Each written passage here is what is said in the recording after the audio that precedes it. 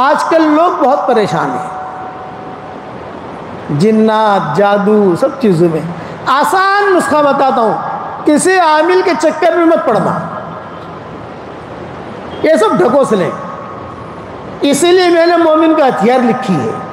میری کتاب میں نے جو لکھی ہے وہ اسی لیے لکھی ہے کہ اس میں صحیح صحیح سندوں کے ساتھ حدیثوں کے حوالے سے جتنی چیزیں مجھے ملی الحمدللہ میں نے لکھ دی, اور الحمدللہ ساری دنیا میں اللہ نے اسے قبول بھی کر لیا. مومن کا ہتھیار کتاب آپ کے بنگلور میں بھی ہوگی, گھروں میں بھی ہوگی انشاءاللہ, وہ دیکھ لو آپ. لیکن ایک آسان وظیفہ بتاتا ہوں, گھر کے چاروں کونوں میں روزانہ ایک ایک مرتبہ آیت الکرسی پڑھ کے دم کر دو.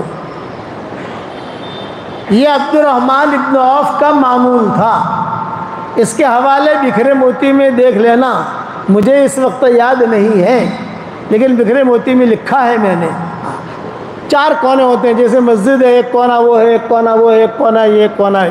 آیت الکرسی 24 گھنٹے میں ایک ایک مرتبہ, تو اللہ مال بھی بہت دے گا, اور انشاءاللہ ایجاد یہ بلائیں آلائیں بلائیں آپس میں نا اتفاقی آپس, یہ ساری کی ساری چیزیں اللہ ختم کرے گا. عبد الرحمن ابن عوف کہتے تھے صحابہ سے, کتنا مال ہے میرے پاس, اتنا سونا تھا کہ ان کے انتقال کے بعد جب سونا تقسیم ہوا ان کے اولاد میں بیویوں میں, تو جو کدالی سے توڑ رہے تھے وہ کدالی بھی ٹوٹ گئی. اتنا سونا تھا عبد الرحمن ابن عوف کے پاس, اور صحت مند, اور بدن پر بہت بال تھے ان کے. اس لیے حضور صلی اللہ علیہ وسلم نے ریشم پہننے کی اجازت دی تھی. وہ کہتے تھے میرے بدن پر بہت بال ہے, جوئیں پڑ جاتی ہیں, اب تو مجھے آپ کوئی ایسا کپڑا پہننے کی اجازت دے جس سے مجھے کھجلی نہ آئے. تو اب کہا تو ریشم پہن. وہ اکیلے صحابی ہیں جن کو ریشم کا کپڑا پہننے کی اجازت دی حضور نے. ان کا دیکھے دیکھ کے خالد بن ولید نے بھی کپڑا بنا لیا. تو حضرت عمر نے کہا بھائی خالد تم نے کیوں بنا لیا یہ کپڑا؟ یہ کہا چچا پہنتے ہیں نا. عبد الرحمن ابن عوف چچا کا مطلب بڑے لوگوں میں تھے, چچا کہتے تھے ان کو, یہ چچا پہنتے ہیں. بولے یہ ان کی خصوصیت ہے, تیری نہیں, نکال اس کو, تیری بیوی کو دے. اسے وقت نکال دیا خالد بن ولید کے بدن سے. تمہیں پہننے کی اجازت نہیں ہے, ان کو اجازت ہے, ہم نے سنا ہے حضور صلی اللہ علیہ وسلم سے. یہ ان کا معمول تھا. کہتے میرے گھر میں الحمدللہ کبھی بیماریاں نہیں آتی.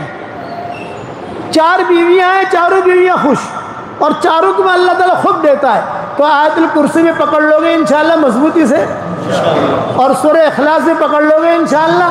ہاں, ایک صحابی سورہ اخلاص بہت پڑھتے تھے. حضور نے پوچھوایا ابھی کیوں پڑھتے ہو سورہ اخلاص؟ انہوں نے کہا حضور مجھے بہت پسند ہے, میرے اللہ کی تعریف ہے, میرے پیارے اللہ کی تعریف ہے, اس کا حسب نسب ہے.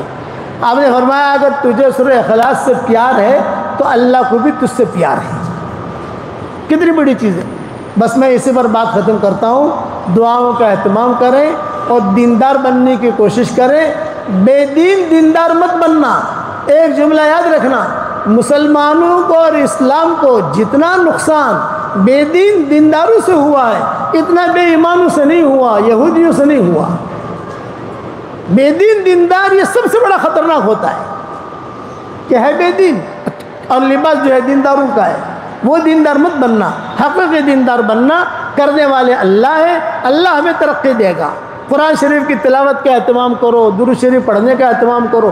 میرا واٹس ایپ کا سبق چلتا ہے, آپ لوگوں کو معلوم ہوگا, یا میرا انسٹاگرام میرے نام کا انسٹاگرام ہے, وہاں جا کے دیکھ لو گے تو آپ کو پتہ چل جائے گا کہ روزانہ ہم کیا بیان کرتے ہیں. 5 منٹ کا سبق ہوتا ہے, سنو اور سن کر آگے بھیجنے کی کوشش کرو گے انشاءاللہ بھائی.